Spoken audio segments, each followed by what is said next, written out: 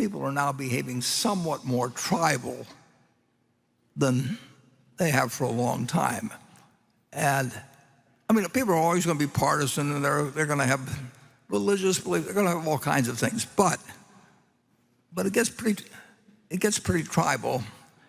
And I want to tell you, I speak from experience because I've been tribal. And, we're confessing today.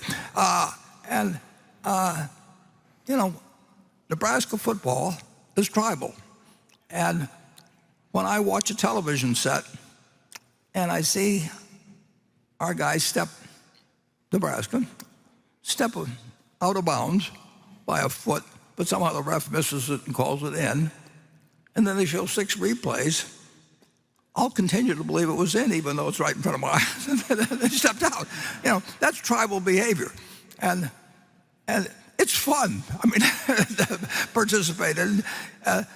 But it can get very dangerous when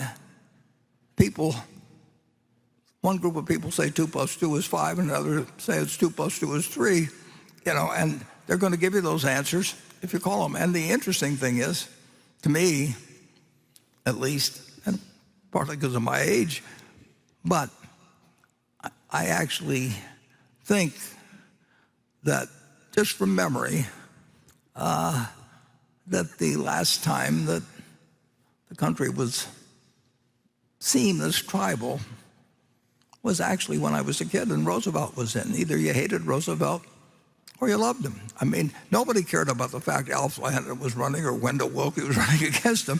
They just had these feelings. They either had Roosevelt's picture on the wall and named their kids after Roosevelt, or they hated him. And they thought he was going to, no third term, and, a million things.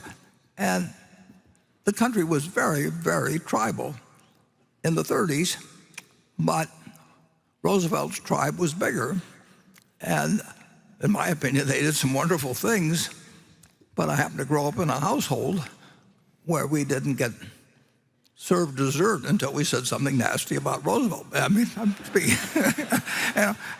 And believe me, if you don't get dessert, you're going to say something nasty about Roosevelt. And so you trained them young, and all kinds of things. And so I think I've seen a period that it wasn't that way when, if Eisenhower was running against Stevenson or whatever it might be. I mean, people, they had a partisan behavior, and they had a certain amount of tribal always. But I don't think it's a good development for society generally when people get tribal, regardless. I mean,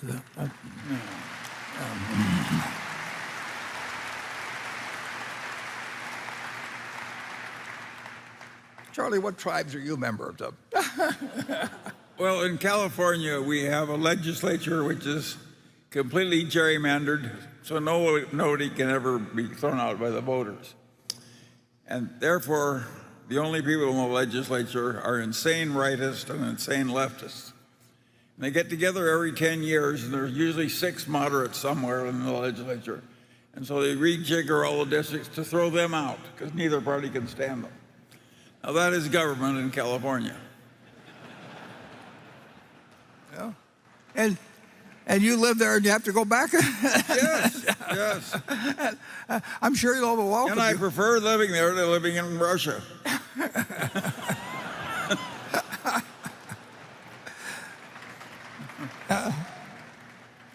Okay, who haven't we gotten in trouble with? Who was it, Lenny Bruce, that you say, is there anyone I've forgotten to offend? The Section 10, I believe.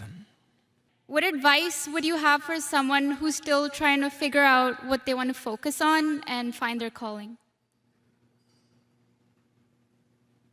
Well, it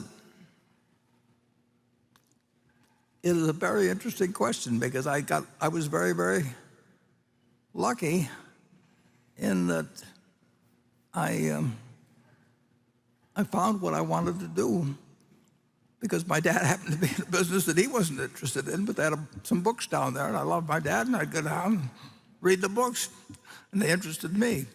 And, you know, I'm glad he wasn't a professional boxer or something, or I wouldn't have any teeth left or anything. It was accident, just totally accident. But I do think you know it when you see it, and it doesn't mean you can follow it. I would tell the students that wrote in the report, I mean, find out what you love doing it. You spend most of your life doing it, and why in the world would you want to be around for a lifetime working with people that you didn't like unless you had to, which sometimes happens, and just work for whomever you admire the most. And I gave a talk at Stanford one time, and somebody showed up at Tom Murphy's office, I think, a couple of days later. I mean, that person was right. And of course, it's what I did when I got out of school. I wanted to work for Ben Graham. I mean, I didn't care what I got paid. It didn't make any, I just knew that that's what I wanted to do. And then I pestered him for 3 years, and he finally hired me.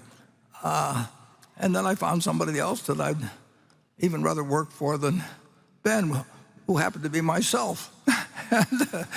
So I've been working for myself ever since. But I had about 4 bosses in my life. I down the Lincoln Journal. Name slips my mind at the moment. He's a wonderful boss. It was Cooper Smith at J.C. Penney's here in Omaha. And they all were wonderful people.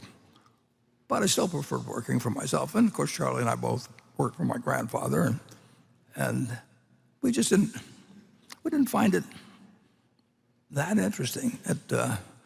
I don't remember why'd you ever decide to go to work at the store, Charlie? Charlie worked there in 1940. I worked just for the experience of working. I didn't need the money. My father gave me an ample allowance, and I also had a private business. So I was kind of working as a lark in your grocery store. 12 hours a day? Yes. For a lark? Yeah, as a lark, yes. Do you consider that a good investment of your time? I'm just looking back on it. Well, I had never done it before, and I wanted to have a little of that experience, and I wasn't going to do it very long. That sure as hell wasn't the reason I worked. Well, but I could give that young lady the advice, figure out what you're bad at and avoid all of it.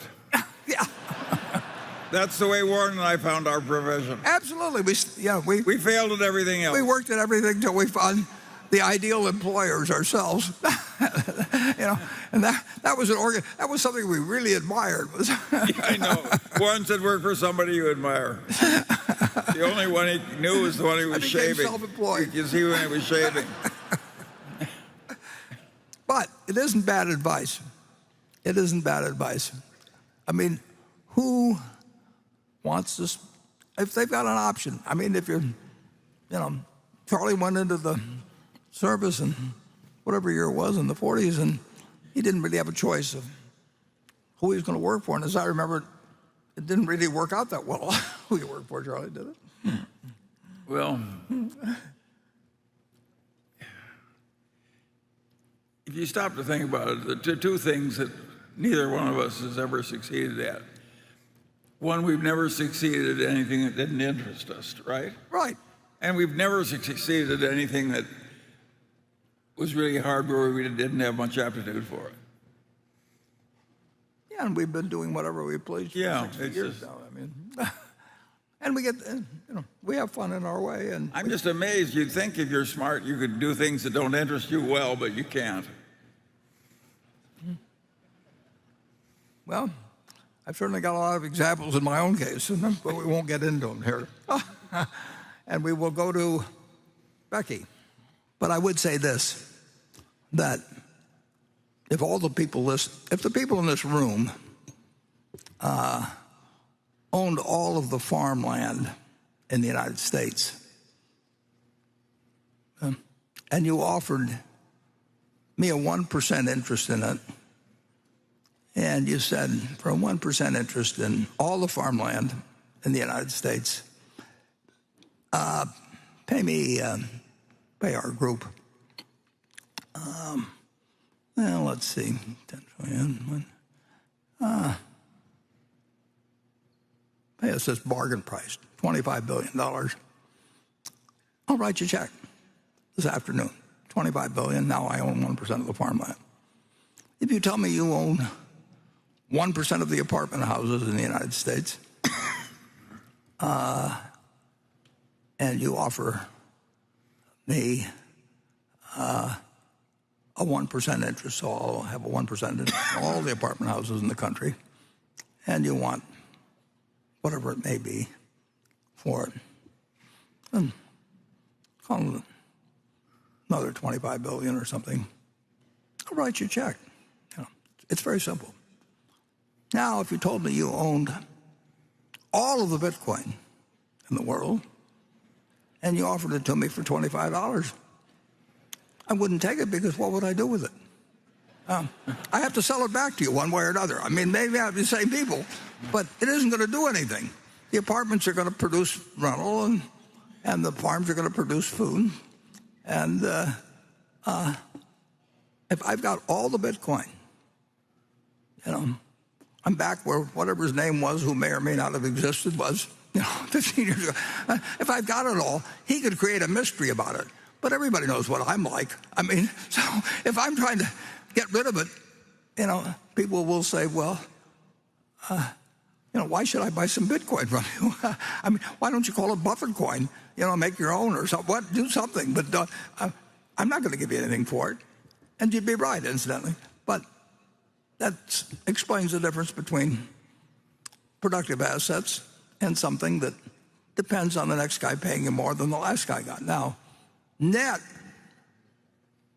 if you look at it, a lot of commissions have been paid, and there's all kinds of frictional costs that are very real that somebody has paid to a bunch of people who facilitate this game. But whatever one group of the public has taken out, or one group of owners, has come in from other people. I mean, it's other people have entered the room and they move money around, but there's no more money in the room. It just changed hands with a lot of maybe fraud and costs involved, and a whole bunch of things. You lose, you forget the numbers or forget the equation. You can do that with a lot of things. I mean, it's been done throughout history. Certain things have value that don't produce something tangible.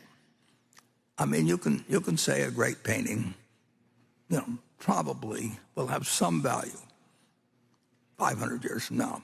May not, but the odds are pretty good that if it was a big enough name, at some point there will be a few things. I mean, you can find something.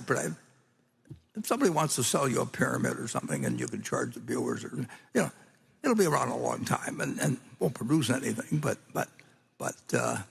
people will find it interesting to go there because I've read about the pyramids. But basically,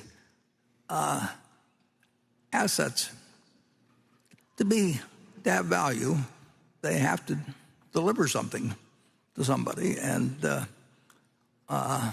there's only one currency that's acceptable in the United States. I mean, you can come up with all kinds of things. We can put out Berkshire coins, or we can put up Berkshire money or anything like that. But we get in trouble, I guess, if we call it money. But in the end, this is money, and there's no reason in the world why the United States government, whose currency people prefer, there's just under 2.3 trillion just of these little pieces of paper floating around some places, 7,000 for every man, woman, and child in the United States. And of course, most of them probably aren't in the United States. Who knows? But this is the only thing that's money. And anybody that thinks the United States is going to change to where they let Berkshire money replace theirs. It's out of their mind. I mean, so anyway, with those few deficiencies, you can, whether it goes up or down in the next year or 5 years, 10 years, I don't know. But the one thing I'm pretty sure of is that it doesn't multiply, it doesn't produce anything. It's got a magic to it, and people have attached magics to lots of things. I mean, the gold in Wall Street, create magic. We are not an insurance company; we're a tech company. Well, they're an insurance company, but a dozen people or so have raised a lot of money. They just say, just don't pay any attention to the fact that we sell insurance. We are a tech company. Well, in the end, they wrote insurance, and overwhelmingly, they've lost a lot of money since then. You can make up things that work well and getting money from other people. And in my life, I try and avoid things that are stupid and evil and make me look bad in comparison with somebody else. And Bitcoin does all three. and in the first place, it's stupid because it's very likely to go to zero. The second place is evil because it undermines the Federal Reserve System and the national currency system, which we desperately need to maintain its integrity and government control and so on. And third, it makes us look foolish compared to the communist leader in China. He was smart enough to ban Bitcoin in China. And with all of our presumed advantages of civilization, we are a lot dumber than the communist leader in China.